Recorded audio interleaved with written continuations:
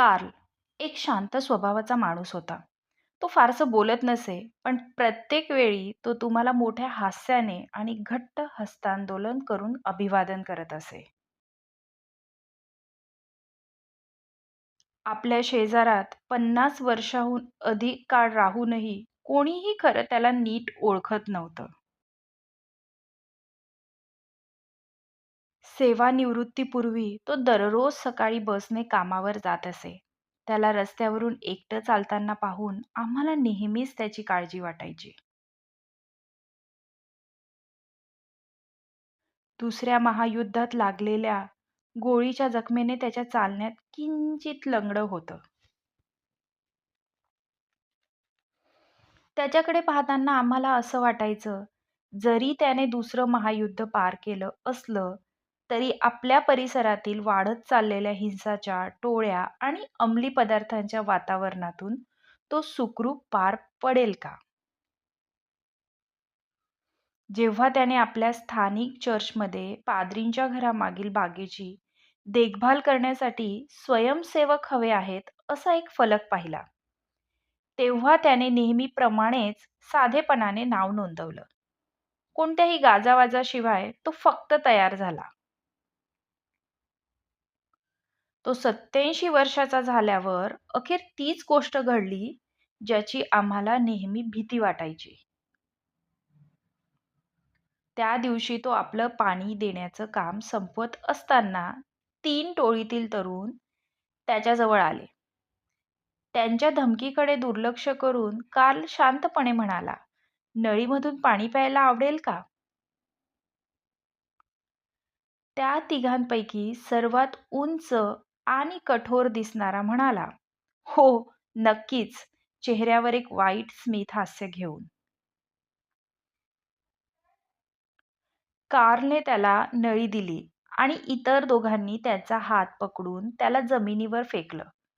नळी जमिनीवर सर्पासारखी वळवळत सगळीकडे पाणी उडवत होती आणि दरम्यान त्या गुंडांनी त्याचं निवृत्तीचं घड्याळ आणि पाकीट चोरून पळ काढला. कार्ल उठायचा प्रयत्न करत होता, पण त्याला त्याच्या दुखऱ्या पायावर फेकल्यामुळे तो उठू शकला नाही. तो तिथेच पडून स्वतःला सावरण्याचा प्रयत्न करत असताना पाद्री धावत आले. पाद्रींनी खिडकीतून सगळं पाहिलं होतं, पण वेळेत थांबवू शकले नाहीत. ते धावत येऊन म्हणाले, "कार्ल, तुम्ही ठीक आहात ना? लागलं का?" असं म्हणत त्यांनी त्याला उभं केलं. कार्लने हात कपाळावरून फिरवला आणि एक दीर्घ श्वास घेत डोकं हलवलं. "फक्त काही उचापती करणारी मुलं आहेत. आशा आहे की कधीतरी शहाणपण येईल त्यांना," तो म्हणाला. त्याचे ओले कपडे त्याच्या क्रूर शरीराला चिकटले होते. तो वाकून नळी उचलू लागला. नॉझल पुन्हा नीट लावली आणि पुन्हा पाणी देऊ लागला. गोंधळलेले आणि थोडे चिंताग्रस्त पाद्री विचारले, "कार्ल, तुम्ही काय करत आहात?" शांत स्वरात कार्ल उत्तरला, "माझं पाणी देणं संपवायचं आहे. अलीकडे खूप कोरडं पडतंय." कार्ल खरंच ठीक आहे याची खात्री करून पाद्री फक्त आश्चर्याने त्याच्याकडे पाहत राहिले. कार्ल जणू काही वेगळ्या काळातला, वेगळ्या संस्कृतीतला माणूस होता. काही आठवड्यांनी ते तिघे पुन्हा आले. यावेळीही त्यांचा धोका कार्लने दुर्लक्षित केला. तो पुन्हा शांतपणे म्हणाला, "पाणी प्याल का?" पण यावेळी त्यांनी त्याच्यावर चोरी केली नाही. त्यांनी त्याच्या हातातून नळी हिसकावून घेतली आणि बर्फासारख्या थंड पाण्याने त्याला डोक्यापासून पायापर्यंत भिजवलं.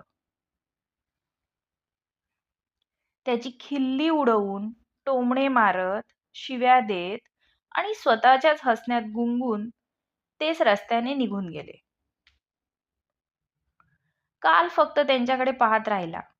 मग सूर्याच्या उभेकडे पाहून त्याने नळी उचलली आणि पुन्हा पाणी देऊ लागला.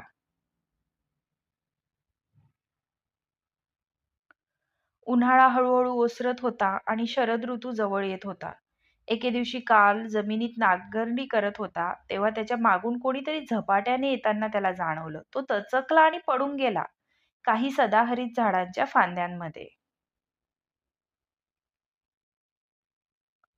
तो उठायचा प्रयत्न करत असताना त्याने पाहिलं त्याच्या उन्हाळ्यातील त्रास देणाऱ्या टोळीचा उंच नेता त्याच्याकडे हात पुढे करत होता. कारने स्वतःला होणाऱ्या संभाव्य हल्ल्यासाठी तयार केलं. "घाबरू नका म्हातारे, तुम्हाला काही करणार नाही," तो तरुण म्हणाला. त्याचा आवाज मवाळ होता आणि त्याने आपला टॅटू आणि जखमांनी भरलेला हात कार्लकडे वाढवला. त्याने कार्लला उठवून खिशातून एक चुरगळलेली पिशवी काढली आणि त्याच्या हातात दिली. "हे काय आहे?" कार्लने विचारलं.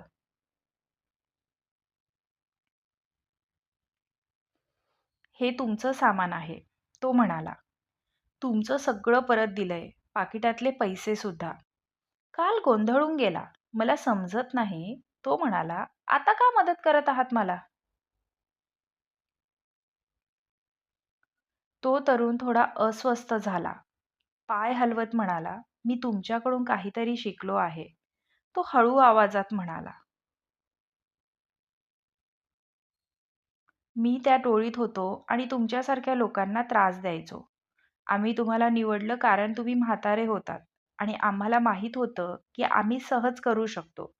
पण प्रत्येक वेळी आम्ही तुमच्यावर काहीतरी वाईट केलं, तेव्हा तुम्ही ओरडला नाहीत, भांडला नाहीत. उलट आम्हाला पाणी प्यायला दिलंत.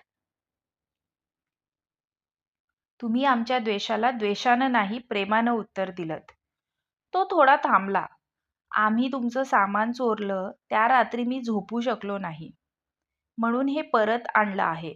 तो काही क्षण गप्प राहिला, जणू काय बोलावं ते त्याला कळत नव्हतं. "ही पिशवी म्हणजे माझ्या बाजूने धन्यवाद म्हणण्याचा एक मार्ग आहे," तो म्हणाला आणि रस्त्याने चालत निघून गेला. कारने आपल्या हातातील पिशवीकडे पाहिलं आणि सावधपणे ती उघडली. त्याने त्याचं निवृत्तीचं घड्याळ बाहेर काढलं आणि हातात परत बांधलं. नंतर त्याने पाकीट उघडलं आणि त्यातली लग्नाच्या दिवसाची पत्नीची छायाचित्र पाहिली. त्या जुन्या छायाचित्रातील तरुण पत्नी आजही त्याच्याकडे हसत होती. त्या आठवणींमध्ये तो काही क्षण रमला. त्या हिवाळ्यात ख्रिसमस नंतरच्या एका थंड दिवशी कालचं निधन झालं. हवामान प्रतिकूल असूनही त्याच्या अंत्यसंस्काराला बरेच लोक उपस्थित होते. पाद्रींनी लक्षात घेतलं, चर्चच्या एका कोपऱ्यात एक उंच तरुण शांतपणे बसलेला होता. त्याला पाद्री ओळखत नव्हते. आपल्या भाषणात पाद्री म्हणाले, "कालची बाग म्हणजे जीवनाचा धडा आहे. शक्य तितकं उत्तम करा आणि तुमची बाग जितकी सुंदर बनवता येईल तितकी बनवा. आपण काल आणि त्याची बाग कधीच विसरणार नाही." पुढच्या वसंत ऋतूत चर्चमध्ये आणखी एक फलक लावला गेला. "कालच्या बागेची काळजी घेण्यासाठी व्यक्ती हवी आहे."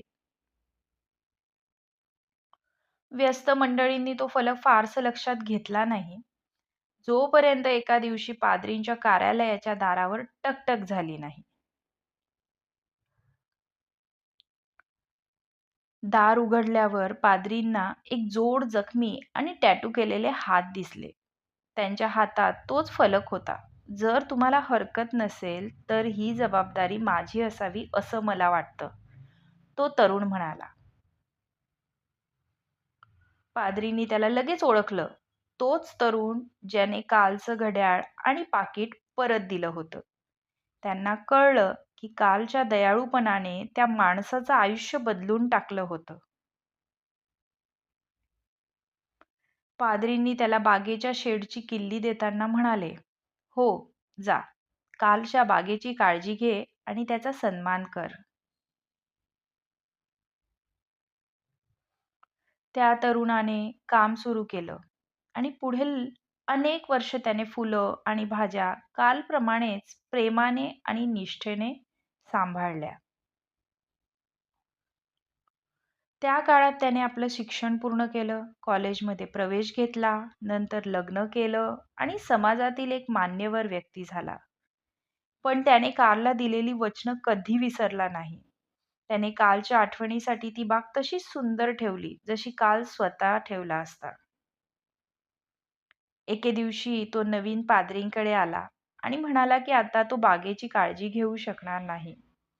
हसत आणि थोडासा लाजत तो म्हणाला, "काल रात्री माझ्या पत्नीने एका गोंडस मुलाला जन्म दिला आहे आणि ती शनिवारी त्याला घरी आणणार आहे."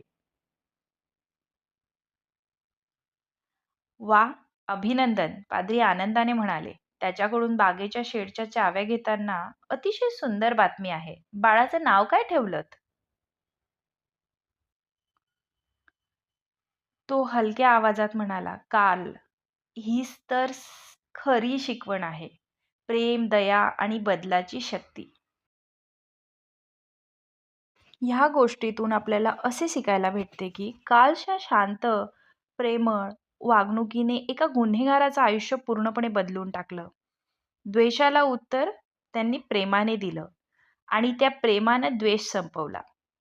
कार्ल गेल्यानंतरही त्यांचं चांगुलपण आणि दया लोकांच्या जीवनात जिवंत राहिली. एका व्यक्तीचं प्रेम आणि संयम दुसऱ्याच्या जीवनात प्रकाश आणू शकतं. एक छोटं प्रेमळ कृत्य कोणाचंही आयुष्य बदलू शकतं.